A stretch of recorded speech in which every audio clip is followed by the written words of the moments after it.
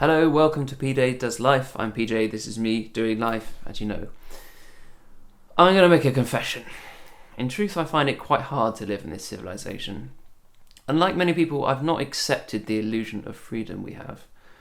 I always had trouble with it, and now I understand why. See, the reality is that none of us is free. We're all born into a prison we can't see, taste, touch, or smell. But there it is, undeniably.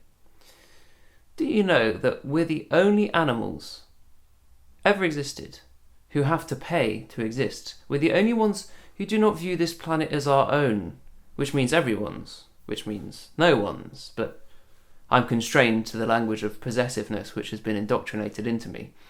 But this perversion of treating the Earth as if we didn't come from it is only a recent trend we have to remember, and one that just can't last.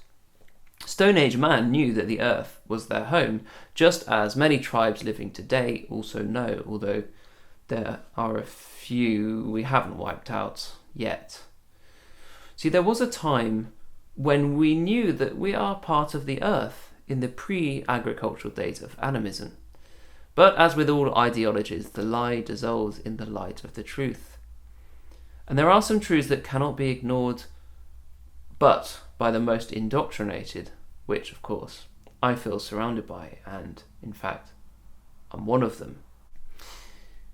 Here are the truths which will be denied by the indoctrinated, just as a group of young Earth creationists will deny the reality of facts about the age of the Earth to maintain their beliefs.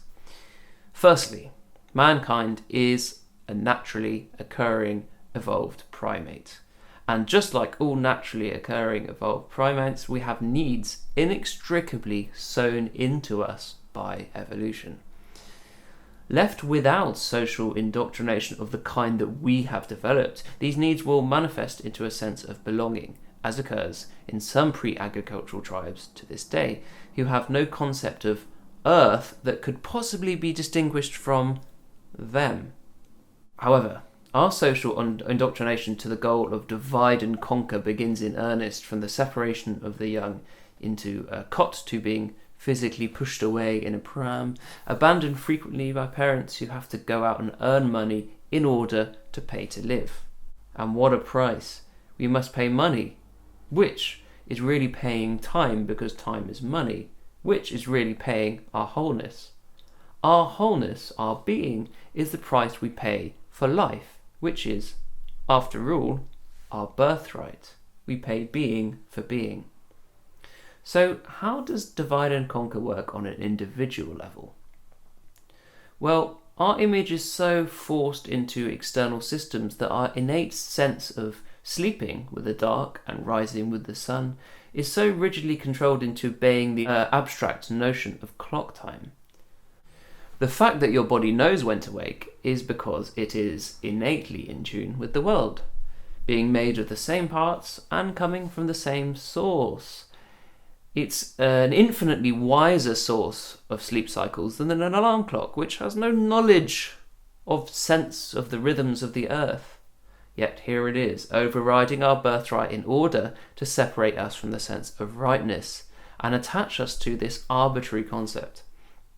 This is, of course, the fall from grace, which all religions recognize, the detachment from our evolutionary birthright as Earth as a home and as a part of ourselves into an artificial and inadequate system of indoctrination and feeble mechanical attempts to replicate natural patterns.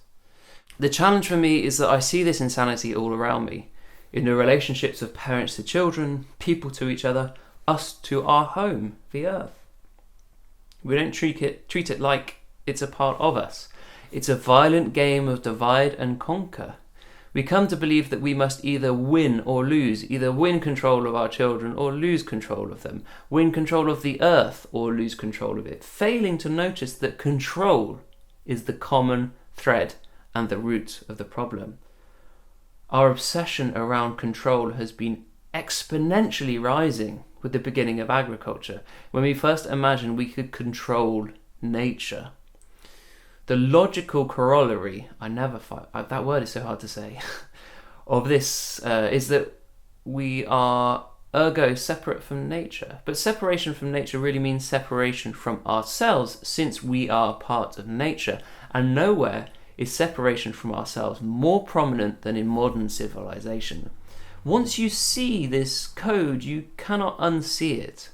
Our separation has reached such fever pitch, where we have embraced the madness of worshipping the clock and money over the realities of our lives.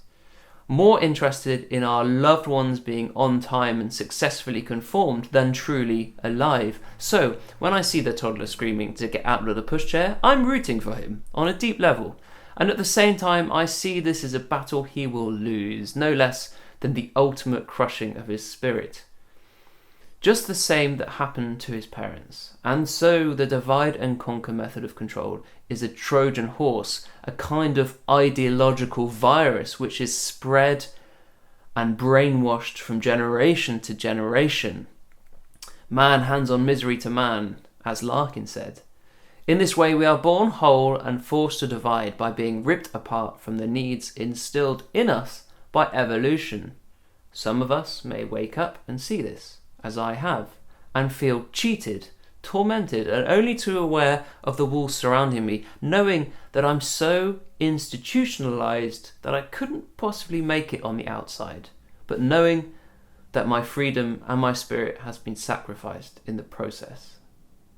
In order to live in this world, I have to be party to this abhorrence. The meat we buy, the dairy, the clothes, the food, practically everything we fund goes directly towards unending suffering. And yet we do it, because like all incarcerated, indoctrinated fools, we believe we have freedom, when truly the prison walls are staring us right in the face. This wasn't a very positive PJ Does Life, but an honest one. And I wish more people would get this message, or maybe they know it but they don't want to know it. Maybe it's one of these things. The truth is a hard pill to swallow sometimes. Anyway, I'm PJ, this is me doing life. Go and do life.